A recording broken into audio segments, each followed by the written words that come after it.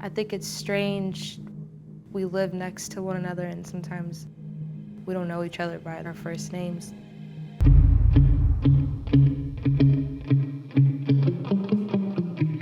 People want to come to the city and share their culture. It's Kool-Aid and frozen pizza again. Instead I sip a Big Red, my issue's bigger than this. It's bigger than right or wrong. The message behind all of this is love. I guess I'm falling till I see where I land, so call me your man. It's hard to hold a note, but I can carry a tune. It's so powerful to me that Tino and I do come from such different backgrounds, and we are such different people. Overbearing parts of me, oversharing mistakes I made. The sense of community, I definitely feel like I found that.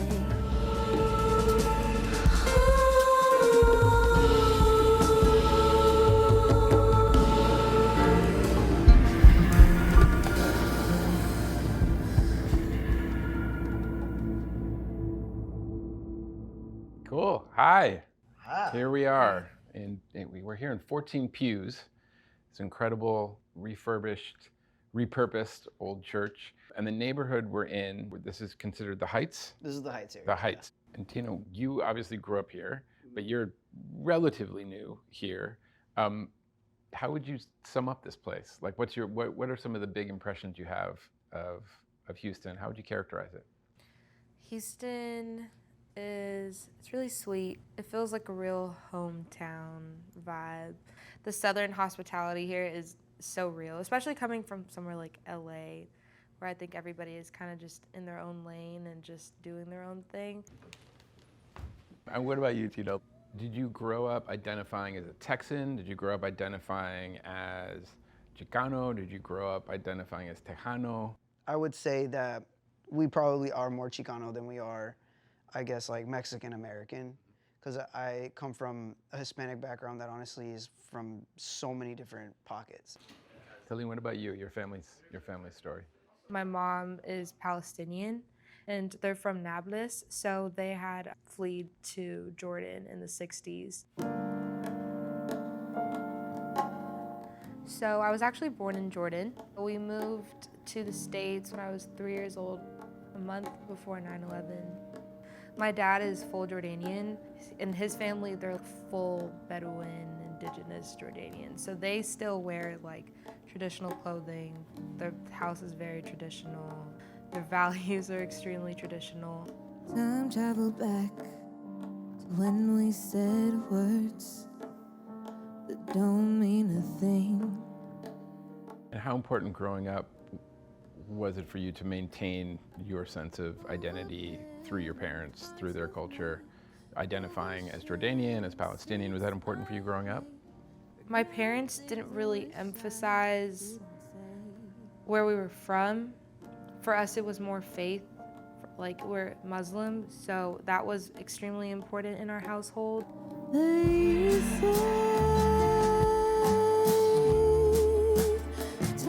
And so, growing up in an Islamic household, what was your relationship like with Islam? Is it something that's still important to you, and how has that maybe changed over time? The way it's translated has been misunderstood and perceived. I think what's really beautiful about Islam is that the Ummah is very strong. Good is so short and pain is. And it is based on truth and love and understanding and being merciful towards yourself and towards others.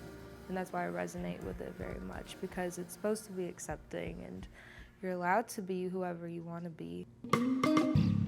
I don't complete what I said, trying to be who I'm is and don't compete like I did. Trying to see through a lens is probably easier when you never need to pretend. I'm glad you brought up the religion piece, because I'm just curious, you know, I know earlier you had a chain on with a cross that we took off for the, you know, for the performances. Did you grow up in a very religious household? Yeah, my mom made it a point that we needed to go to church. Well, we were Catholic, and go to church, get your first communion, get this, get that. Faith was like super important. Caught you in the bloom when you just needed some sunshine. You tease me with the seasons, but I only see one sky. I fit in, parallel parking in one drive. I always wanted love, but love just wanted me sometimes. How have you both thought about kind of the way that religion can be such a strong conservative force, conserving certain sets of values or ideas that this is right and this is wrong. And there's only one way to be. 100%. I, am trans, being one, and it was always, God made you this and God made you that, so you have to honor God and what God created, and I battled with that even before with my sexuality, before I came to terms with my gender identity. Living in their eyes, walking in my shoes and washing my hands and kicked out of bathroom. And it was just like, ooh, like this, you just see it everywhere. It's like, this is wrong. This isn't how it's supposed to be. And it kind of just keeps you in a box. Gotta be good, better, and best, cause we don't get well. And I've been working on myself if you couldn't tell. I wonder what life gonna be like after the well. Guess I'll be fine long as I laugh at myself. But danger knows it's not my fault that I can't relent. To give it up my way. With anger calling on my phone, but I can't answer it. I did have to really come into my truth and honor a relationship with God that I felt was fitting for my heart.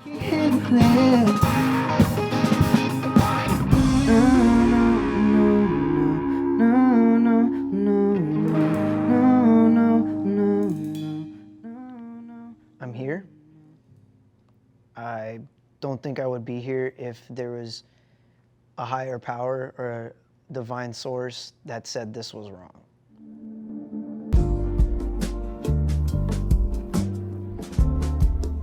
If you look at Houston's history, demographically, Houston has been, for a long, long time, in part, a black city. You look at Houston demographically, historically, it's also been a Mexican city. It's also, you could say, become a Pakistani city. It's become an Arab city. Go down the line. It's believed to be the most diverse city in the United States. Given so many current trends in Texas state politics that are pushing against, I would say, diversity and diverse communities and loving one's neighbor as the fundamental way to be, do people in Houston hold on to their diversity as a kind of badge of honor, badge of pride? There's a lot of pride in this city, and people very much love being from Houston. And a lot of places don't have the community that we have here, where it's like a safe haven or a sanctuary for LGBT people, where it's such a melting pot with people that come from all sorts of different backgrounds and races. And the LGBT community here is so open and also very, very loving. Yeah. As far as like politics go, people are trying to make everybody out to be like this bad, disgusting, like pedophile, like predator type thing. It's really not it. Like this has been a thing forever, and then it's like, why now is everyone just being so open to being hateful? Just couldn't help myself falling in love with you. When did you start singing? Pretty young. I think my dad figured out I could sing. I used to sing in the shower, so he must have figured out when I was around like 5 or 6. And that's when I started singing at a church. And where was the church? In Inglewood, California. And it was mostly Black Baptist, or? Yes, Yeah. a Black Baptist church in the middle of Inglewood. Walk us through those family conversations about being raised Muslim and then at a young age you're singing in a church.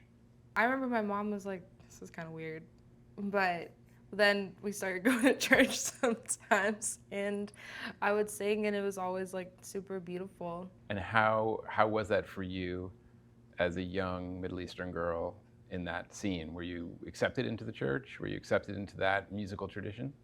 Absolutely. I felt so welcomed. Do you remember any of the songs you would sing in church? Yeah, God Bless America, Old to Joy, and Amazing Grace. Amazing Grace. Can you sing a little? Oh my God, which one? Whatever you want. Take us back to church. God bless America, land that I love. God bless America. Hey! I want to try this song called Alula by Fairuz. She's like this Middle Eastern artist. You guys want to do it? Yeah. Cool. Yep. Fairuz is like Cher of the Middle East. She's like Beyonce of the Middle East. She's like Sade of the Middle East. In the way that she's so timeless. Like she's a queen to people in the Middle East.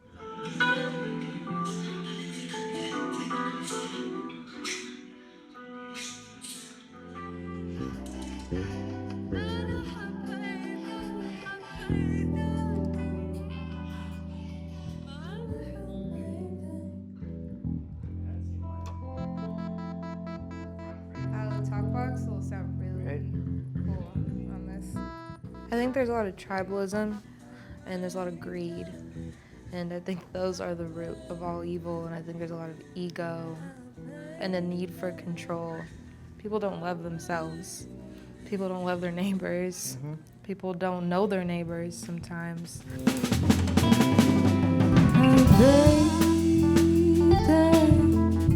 And I think a lot of the times I almost see people using religion as like a scapegoat, when really there's like a deeper issue at hand that we're not addressing. And I think there's a lack of radical forgiveness. I think that our ancestors made a lot of mistakes, a lot of people hurt one another, and now there's this lack of forgiveness. And without that, you know, people aren't going to move on. We're just going to keep repeating history.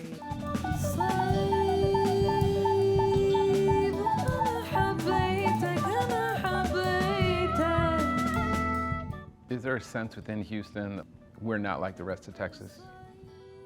Yeah, definitely. And it definitely comes from the diversity. Because you can go to all these other smaller Texas towns and they're so stuck in their ways, like bad.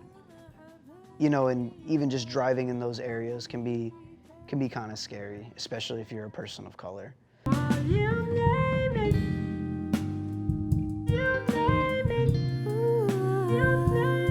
At a time when Texas state policies are openly anti-immigrant, most recently the kind of floating militarized border wall, buses of migrants being shipped to points north and points west, policies that are openly, vehemently anti-transgender. All of this is happening as we're sitting here. But I'm wondering if either of you or both of you could reflect on having to live with these dichotomies and this completely divided sense of what's right and what's wrong. The hard part is really getting people to see that there's no real threat with certain things. And when people feel threatened, they will obviously take it personal, like, especially with transgender youth.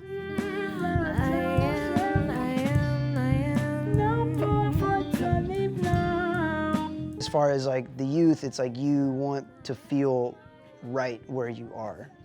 And a lot of people like to impose a threat, especially if there's something that they don't understand behind it or something that's different or been made fun of, they're gonna attack it. And that's the worst part about all of that. How could you be? How could you be perfectly crafted? You are to me. Do you think that Houston is the future of Texas, or do you think Houston is at risk of being even further marginalized? There's a lot of friction between marginalization and being the future, because it's a resilient city and there's people that want to see the future and that will continue to fight against closed-minded ideals. You name it, your name it. And honestly, if people want to preach love, they gotta learn love, for real. I have questions. Sir. Can you talk to us a little bit about what was happening and the choices you all were making? Maybe we could even start with what you're playing, Tino. So it's just an amplifier with the little gateway, I suppose. And then when you put it in your mouth, it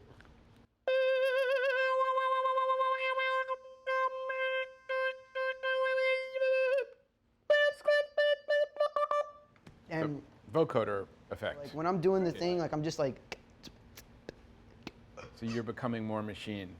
yeah. It's honestly like man-machine joining forces.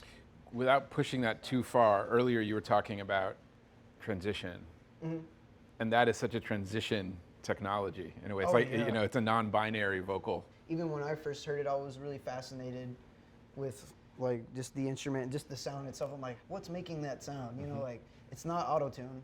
Right. It's not vocoding technically. Right. So I mean, it's related to it. I would say maybe like a step sibling. Yeah. Or It a kind of half sibling. explodes a lot of gender expectations Yeah, in voice too. yeah, for sure. And it's very, I guess, like boutique and niche. Yeah. I love it a lot. It sounds Cool. tight. Yeah. And it's just super fun. So when you all were playing together, like what were you listening for in terms of when you were going to kind of enter as a vocalist and the choices you were making? That's a really good question. I think I listen for feeling. It's always feeling for me. And then I kind of just throw myself somewhere in the mix.